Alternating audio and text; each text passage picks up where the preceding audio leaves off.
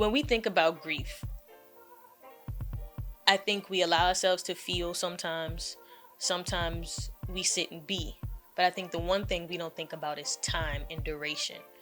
And one thing I learned from the conversation with Chris was that you don't know the time, the when, or the how, but you can't rush yourself through that process.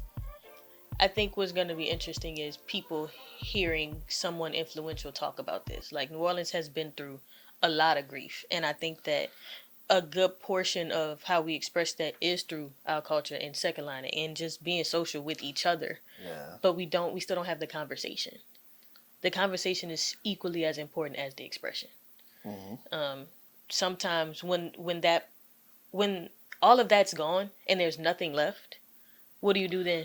You second line ain't no second line Sunday today Thursday.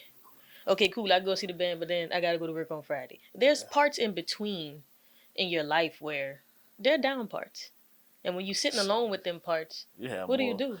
I ain't gonna lie. It all depends on the person.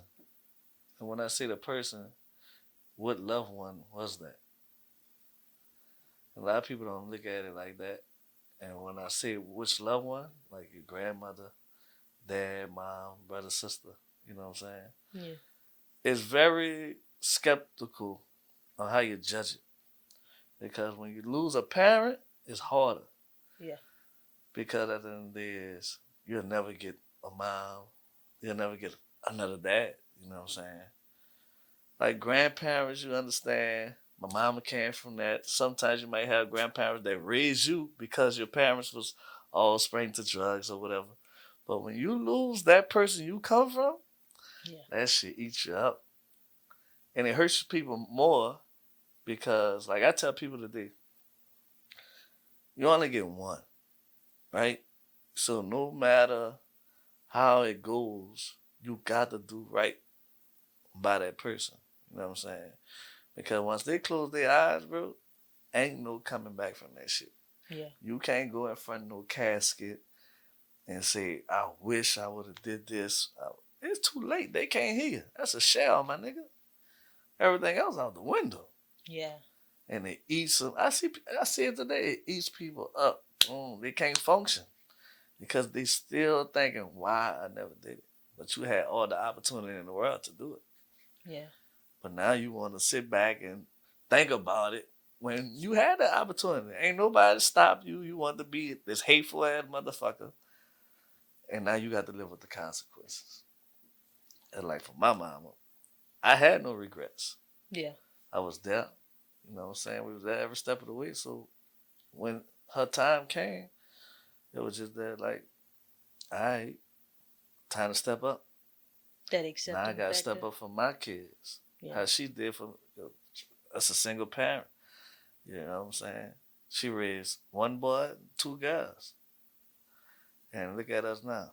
Everybody got their own. Life is moving. You know what I'm saying? It taught me how to be a better parent. No matter what the outcome is, you got to always be there for your kids.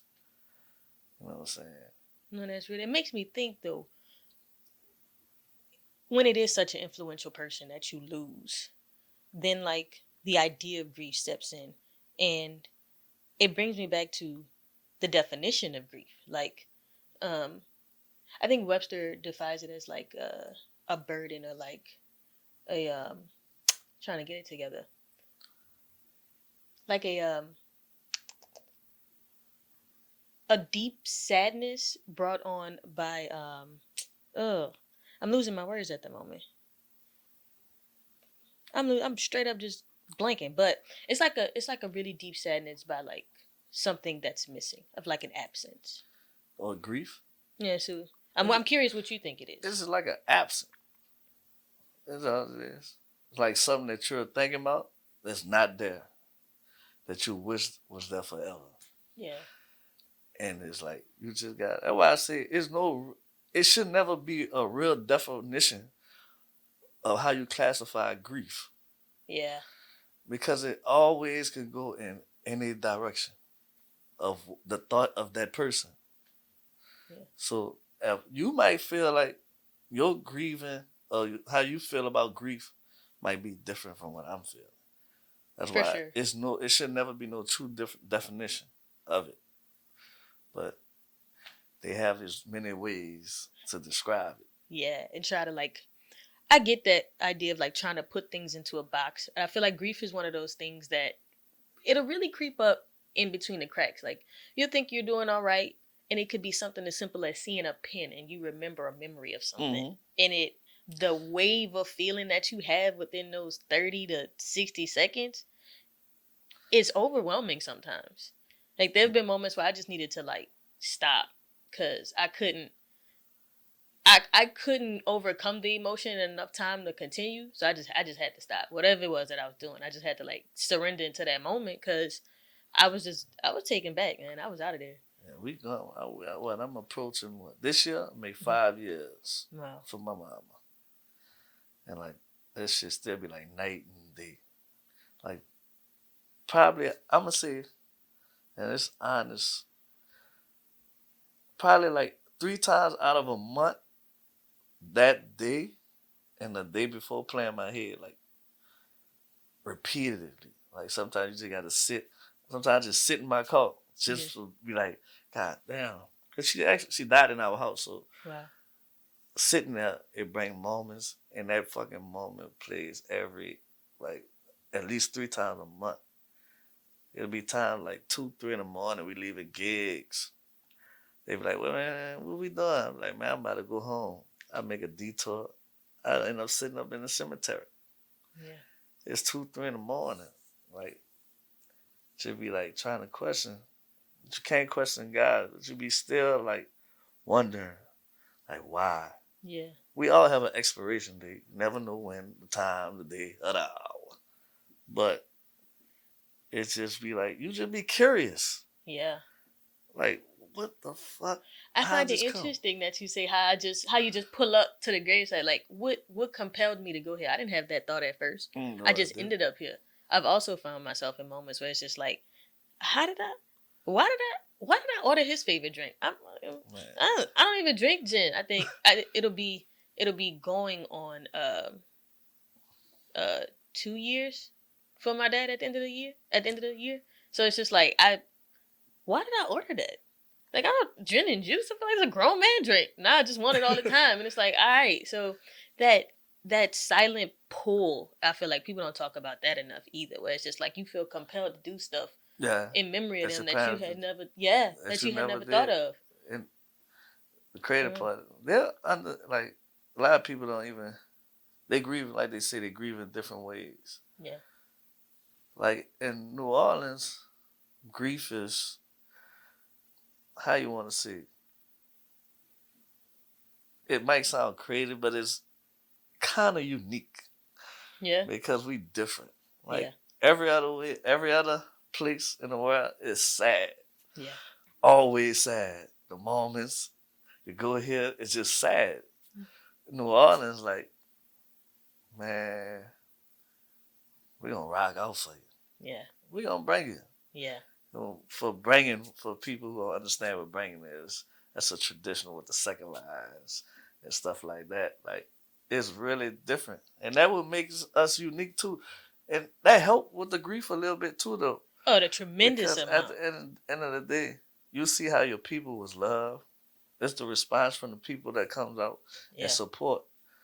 yeah, You know what I'm saying, from your community, yeah, like the people who you adopt or bring to your community. yeah. It just be a big difference. Remembering that I'm from New Orleans and then understanding that I'm from New Orleans is two different things.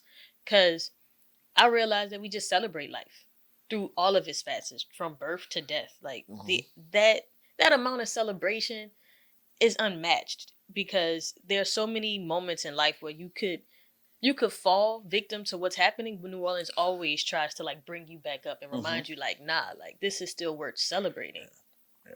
And I learned that when I moved away, when I was like, oh, things aren't they don't celebrate for real, and then they don't celebrate collectively, and that's what makes New Orleans so unique as well, because it's Hmm. like it's not just a you me him I thing. It's like a you feeling it too, We let's do invite it. everybody. Yeah, it's Everybody is collective. welcome. So that's the best. That's a good part about this city. You know what I'm saying? You'll never be down too long. Correct. Of course, you're gonna have your moments when you get it from around the people, and you have to really feel it, realize life. Yeah. What I'm gonna do in my life since this moment is over. Yeah. You still got people come around, man. Come on, man. You know what? This how they will want it. Don't be all sad and shit. Man, you got to experience this shit to talk about it. Yeah. That's what pisses me off a lot. What? When we be out, people be like, man, you lost your parent or whatever. I know how it feel. You can't tell me you know how it feel and you never lost a parent. Yeah. That's some shit. That's even that go for anything. A Yeah. child, I can't tell you I understand your pain if you telling me you lost your child. Fuck no, I still got my children. Yeah. But you can't tell me how I feel if you lost a parent. You ain't lose a parent, so you don't know how this shit eats you up. Yeah. Sometimes people don't. Their choice of words is not good sometimes, and it pisses you off. It can be a little triggering. It can be where it's like you you may think you know what that feels like, and it's cool to have an idea, but to have that lived experience, those are two very different ends of the Nah, man, spectrum. that shit's something different. Yeah. Yeah. No. That shit different. Like the whole going through the whole motion. Yeah. Like from the moment you got to call that funeral home and make them arrangements, and the Mm. people asking you, who is this to you? This is my mama. Your mama. Yeah. Yeah, like I gotta go sit back in this room and pick out a casket Yeah. and do all this. Now you got a big shout out to my sister. They helped me with a lot because the dressing part, I Yeah. think that would have just took me out. What? Like, The final viewing took me out too, but like you gotta, approve, and it's like you. Like I What am barely I said it. approving? They're not really in there, but like I get it, I but I tell you I no don't lie. know. I like to pass out. I like I to be out of barely there. sat in my mama funeral. Really? I did more time standing outside than inside. You couldn't. You couldn't. You couldn't go in there. Like I had my moments. I feel like that's the time to just let it all be Yeah. what it's gonna be. Yeah. Let a nice service, let the preacher talk and all that. Because it's a lot going through your head, but I knew I did majority of everything she wanted out of me as a man and as a son. So just sitting there would have put me in a different mindset of probably saying, what can I have done better? Or what can I have just all type of stuff Yeah. would have been bothering me looking because I'm feeling like I still owe her something. Yeah. But me being on the outside, knowing what I did, and that she was proud of majority of the things I did, even though we can't make them happy that with everything you do, you're gonna have some little bumps in the road. Well, your parents don't agree to. But as a a child, we actually did everything, majority of the stuff she asked for. Yeah. Graduating high school, becoming a father, being a father. After becoming, you have to be a father. Things like that in that nature. So I felt good. It wasn't a sad day for me. Yeah. You know what I'm saying? Because I knew it was coming. We ain't know it was gonna come that soon. It's like saying you prepared yourself. Right. You know what I'm saying? Because you knew this day was coming because of her conditions. Yeah. You know what I'm saying? But you never know the exact day, and that Nah, always leaves you with a little cliffhanger. nah, but that's leading up to Yeah. the day before she passed. I knew in my heart my mama wasn't gonna make it the Mm. next day. How did that make you feel? Huh? Having that conviction, having that feeling, and Oh that well, gut feeling. it was sad. It was sad, but the whole day before it was funny to me. Yeah. Everything was funny from when she woke up Yeah. to when she came home from the hospital. So she woke up that morning. We had to bring her to dialysis. It was storming raining. So my son, Chris, was trying to push her out the door in a wheelchair. So my mama hadn't lost her sight, so she couldn't see.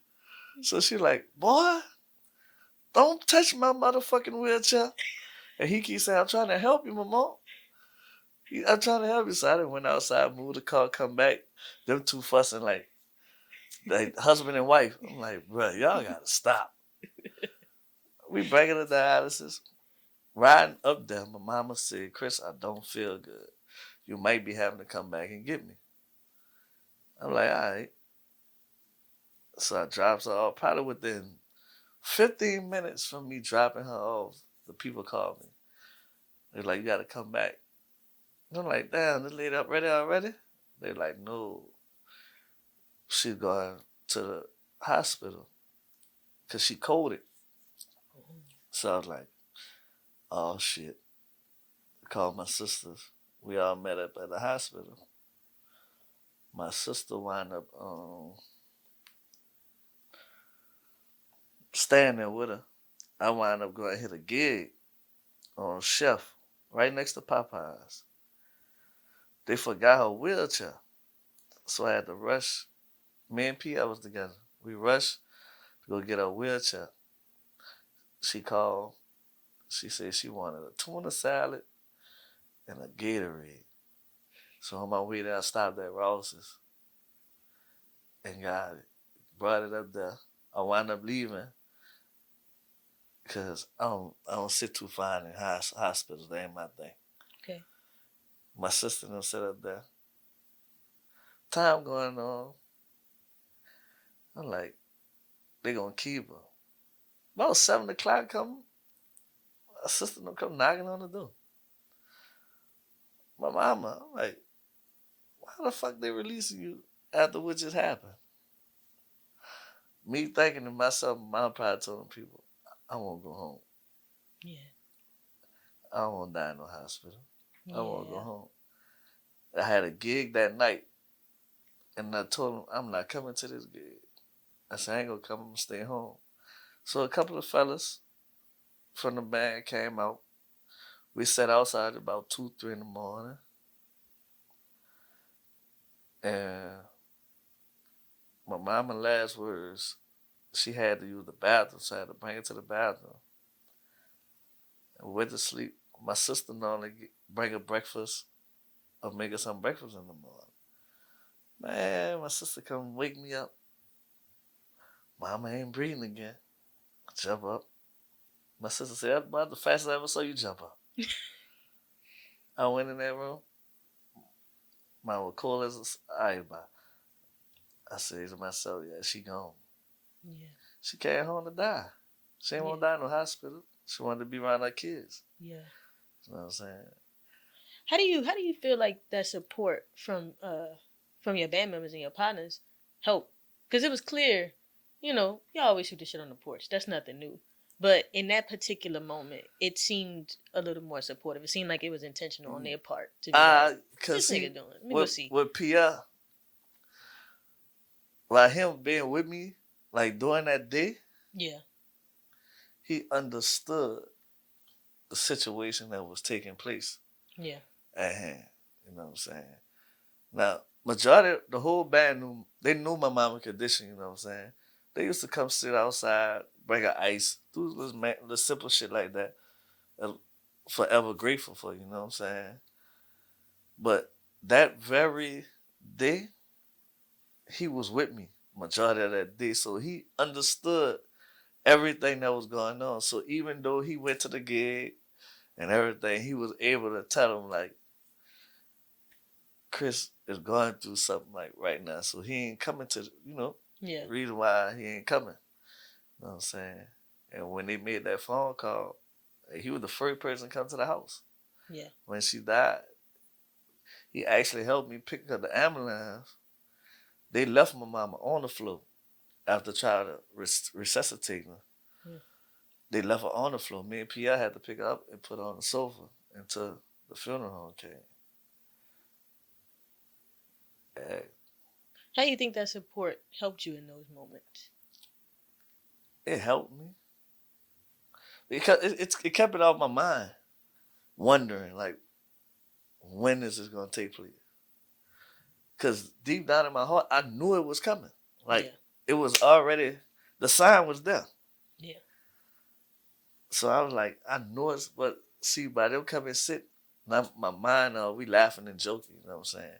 And at this moment, she's still functioning, like she's still talking, shit like that, because she didn't ask for ice, water, within that mindset. So I knew she's gone. I see one stay left, and I went in the room after brought it to the bathroom. I guess that was her way of just like I could relax because I'm inside. Yeah. I'm not outside. Cause she always used to have a problem with like, where you going? This time of night, that time of night. I used to wear my mama to death. I ain't lying. I'm People sure. used to call and tell us shit. Well, you know. Yeah, I'm sure. Like the man behind the camera, he know. Like you know, it been. I used to do a lot of the crazy shit, but it wasn't. It used to keep her word. I Yeah. ain't lying. Yeah. If I'm outside after 12, she calling. Chris, this your mama. Call me. I'm trying to see if you made it home or whatever. Love them voicemails, man. Love those Say, I got voicemails. that voicemail. One of my friends actually got that voicemail and put it inside of a Build-A-Bear. Oh. So the Build-A-Bear, if I go inside, I can press it, and that last voice message plays Man. through the Build-A-Bear. Oh, you're moving me with that one. You're moving me with that one. I did a compilation of all my dad's voicemails and put it in the video too. Yeah, like, People don't know what they miss until it's really gone. And hearing nah, someone's voice, that's probably the most influential thing a person can do for you is just talk to you. And when you don't have the opportunity to pick up a phone and call them anymore, that's it's out the kind of like window. shit. Or like you going through your day and you like, let me call. Damn. And my mama wasn't a picture person, so we Yeah. don't have too many pictures of my mama Yeah. because she wasn't a picture person. So you have to actually think about all the memories that y'all actually captured, Yeah. which was a lot because that's all we knew. Was mama was there no matter what. I ain't give a shit. Rain, shine, sleet, or snow.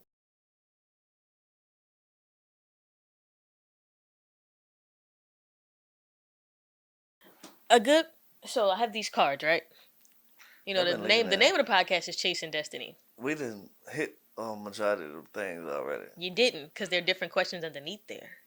I Now, promise you, when you go through them cards, it don't take you a long time to get to it. bruh, they're all different. They're all different. Yeah, they're We're go- worded different. They mean the no, same. we're gonna start with a pull of purpose. They're not. They don't mean the same. Listen to the question. Listen to the question. What moment or moments in your life quietly changed the direction of who you were becoming? The death of mama. Did it quietly change you? That seems more like a public change. No, it quietly changed too. Why you feel like that? It humbled me. In what way? Like who were you becoming? Who do you before your mom's death? Who do you think you were becoming? I don't know. I wasn't me, Okay. but now I become me, the man that she raised me to be. If that make no sense to you. Do you feel like her being here kept you at a level that felt safe? And are you saying after her death, it kind of propelled you into having to assume these responsibilities, or just Yeah, it propelled start me. to Yeah, be the thing be that the you thing thought that's of? yeah. Yeah, I can understand that. I could. Because I understand what you're saying. that's when I was hitting on when I was like, it was plenty of nights she would worry what the hell I was doing. Yeah. But see, vigilant. Once I realized, like sometimes you realize stuff after that. Right. So I realized why she was nagging, calling left and right, trying to see what you were doing. Because at the end of the day, now you look at it from her perspective. Look what's going on in the city of New Orleans. Yeah. The younger generation don't care about life. So I could be one that's trying to get to one of these young dudes, be like, and y'all chill. First thing they gonna say, man, fuck you. They call you down here. They call you Unc. Fuck you, Unc. I'm not gonna take that response lightly, my boy. So at this way, let me just go ahead, go around, be for my kids, stay out y'all way, Yeah. cause y'all is something serious. I thought we had some generation, but this generation today, we ain't got nothing on that shit. I think it's a false sense of I don't give a fuck. Because I feel like it's like an idea of I don't give a fuck that they have, and then when they get into a situation, it's like, oh, maybe I might actually give a fuck. Not they give a fuck once they after the situation. After the situation, they gotta do the situation. They Yeah, do but the little petty stuff, but when a real situation occurs, it's like, oh shit, yeah, like, but yeah, nigga. all they gotta do is read the paper. You got more names and articles now than a little bit. He got caught and he done ratted on the whole team. Like you done brought the whole gang now because you want to be tough titted, want to be like everybody else, but you got caught. Now you done ratted and told on Tom, Dick, and Harry. Everybody going down. The whole gang going. The idea compared to the reality. That sounds like to me. Yeah, but that definitely losing my mama changed a whole lot. Yeah. Tell me what it changed. I remember after learning that my dad had passed, and like within the days, and as the things are going by, I remember sitting there being like, oh, oh, I have to do it now. Like I the woman I say I want to be, I have to be it now. And it's not to say I do still have my mom, but I was a daddy's girl for sure. So it just felt like all of a sudden there was no safety net, and there was this idea of responsibility just changed, and I just felt like, oh, you got to do it now. Like if there was ever a time for you to show up for yourself and to continue to push yourself, now Ever is that since time. then, Yeah, I never it looked just back. changed. Never looked back, and the simple fact is because that's what she wanted. We ignored certain things that our parents tell us because we want to figure out some shit on our own. Yeah, But we got to understand too, and like they didn't already experience this shit. So what they're telling us, there's no need for your dumb ass to go out there, get caught up. Now you gotta come back and call on who? Mama. yeah. And one first thing I told you, so I don't want to hear that. Yeah. I don't want to hear that. So the best way is to, you know what? Let's just go ahead. Mama did a good job. Let me finish this off. Yeah. Cause I know damn well she happy at me right now. So That was one thing I questioned. I don't think I questioned whether my dad was happy with me, but I think I questioned whether or not he was proud. Um, I think that was more so the weight that I was putting on myself than he may have actually felt.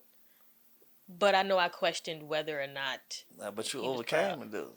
Yeah, it took some work. Yeah, It took but some work. you can't never rush it though. No. Everything got a time. It's either gonna take its time. It's either if you're gonna be a fighter or you're not. Yeah. Now if you're ready to just lay down, that's when you see the opposite. And he probably say, man, that ain't how I come. That ain't how I raised you to be. Yeah. You got to get up and fight. Yeah. You know what I'm saying? Cause you got a lot of people. Once shit happen, they lay down. Yeah. Feel like it's the end of the world, and it's not. Use them tools that your parents, your grandparents instilled in you. Use it. Yeah. That's what they want you to do. It's You know true. what I'm saying? That makes me think of the concept of destiny or fate, where it's like you create this idea in life for yourself, or is it already destined and already predetermined for you, right? So destiny, you're doing it yourself, or fate, where it's already done. Not everything is by fate. You think so? Yeah. So it's already done. You're walking in the path and you're just catching up to. Mm-hmm. That's Everything's interesting. done by fate. So let me ask you a question. Destiny or fate? Would you rather control or trust? That's whether I rather control or trust. Mm-hmm. I rather trust Why? because controlling it puts you in a worse bind sometimes with people. Because to control, you got to have self control yourself. Mm-hmm. We all not good with self control. So why would I think I should be able to control anything, any situation in front of me when I don't have self control? Yeah. So I'd rather have trust whether I can believe in you to do this part or you to do this part. So when we come back, we have an agreement. Yeah. Now if I demand you to do something, you might be like, man, no, and you might come back with a nasty attitude, knowing that I got the same nasty attitude. Now we both fucked up. We ain't Just getting out your nowhere. bed. Yeah. What would you say to people who feel like they need to have control? You never win. You'll never beat the odds. The odds always against you when you feel like you got to be in control. If you feel you got to be in control, the odds are already stacked against you. Because everybody looking at you and they can see that you want to be in control. You want to be in control, but you have no control. So everything is around you is still here, there. You can never bring it back together. So don't never want to be. I'm not saying not to be a leader. Mm-hmm.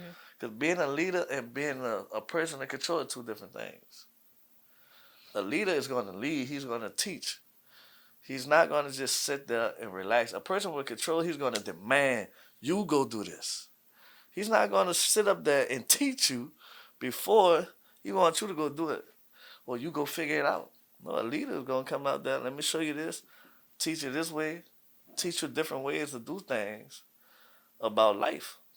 A person with control just wants you to go out there on your own. And you better come back with it done. It's true. A little oligarchy-ish, but you know. So one of the key things in this podcast of Chasing Destiny that I really want people to take from this is the ability to confess, reflect, and redirect.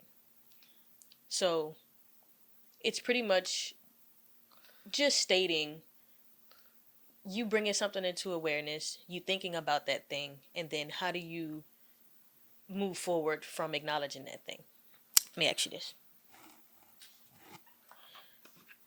What's a habit or behavior you know has held you back, but you kept doing it anyway? A habit? Uh-huh. Drinking. Why? I don't know. I just kept doing it. Yeah. Like, I'm gonna say, that's a lie saying I don't know. Okay. Because it's like a myth. We listen to stories of people Mm-hmm. and you try to adapt to it. So, like, I might hear a couple stories. I hang around old people. So, they have more stories for these. So, they always used to say, oh, I drank my problems away. I drank my problems. I caught myself trying to do that Mm. and realized I was fucking my world up. Yeah. Like, boy, sleeping in a car, all that because I'm so drunk I can't move. Yeah. And the problem is still there when I wake up in the morning. Yeah. So I'm like, that shit got to go. Now, I do drink still, but not like I used to. I had to go. I had to wake up to that shit, go to sleep drinking that shit. Yeah. Like that shit is not real. Some form of dependency on a cool. Like I need Like, this bro, shit to like how function you? almost. I be figuring. I still to the day like how y'all figure that drinking take y'all problems away. That's because drinking puts you in a different mindset that you don't think about that at the moment. Yeah. But when you come back and sober up, Yeah. that problem's still in front of your door. Yeah. Guess what? I'm gonna be the one to tell you, don't try it. 'Cause guess what? You can kill yourself doing that shit. Hell yeah. So, what's one intentional change you made now so that the pattern of drinking doesn't control your future? Uh, I stay away from the bar rooms more. If I go to a bar room, it's like I must drink. I feel that. But you stay away from it. I hang more around the kids. So helping, coaching, doing things like that is take my mind off of different things. It run me in another direction. You can't let the kids see you all toe up and all that. So you got to slack up your drinking, doing all that type of shit. You know what I'm saying? But drinking is, for a person like me to take it, I mean, and I could go. Yeah. That drinking ain't right. I try to fight grief one time by drinking.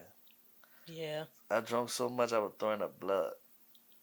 Oh, you can almost get yourself alcohol poisoning. If not, Listen to me. That yeah. shit was hurting. Yeah. I couldn't eat for like 2 days. Damn. That shit had my tonsils swollen and everything. Yeah. I'm like, man, I can't do this shit no more.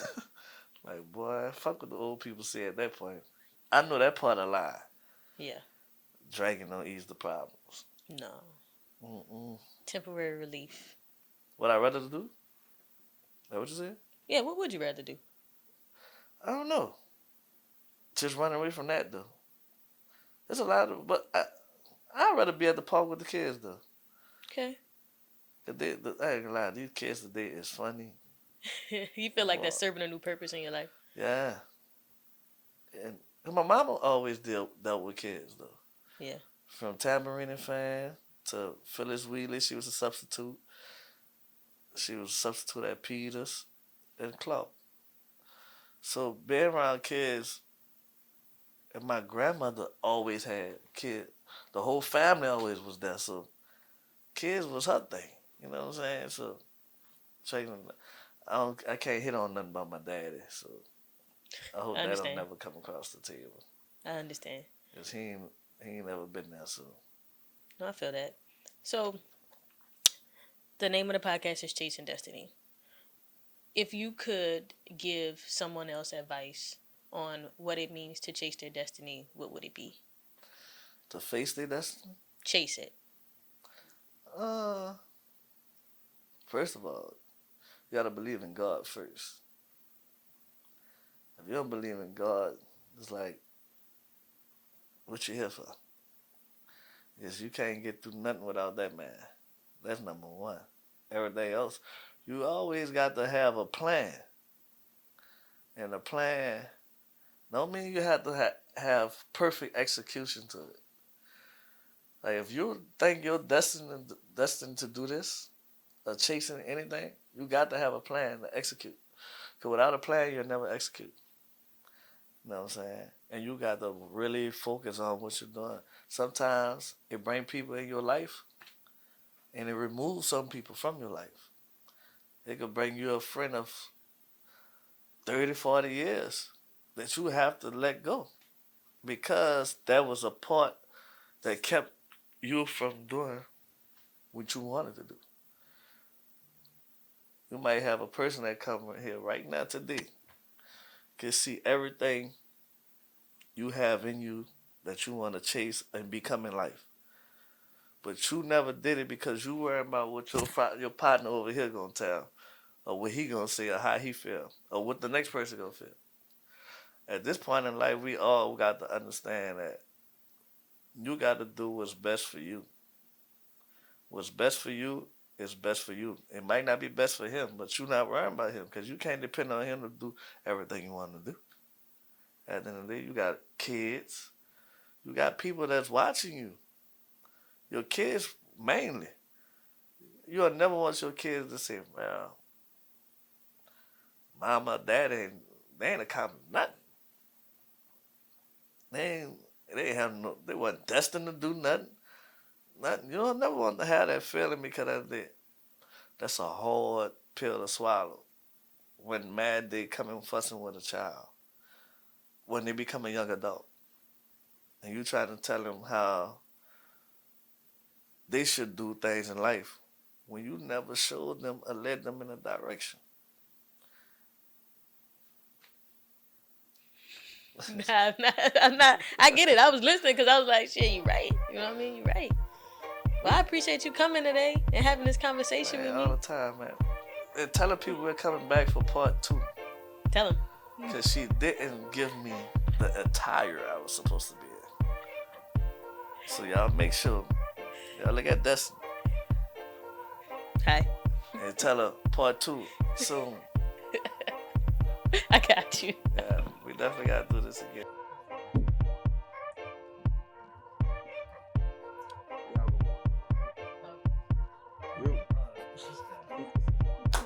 Look, Shit. what's happening? How you doing, man? Travis, nice to meet you. Okay.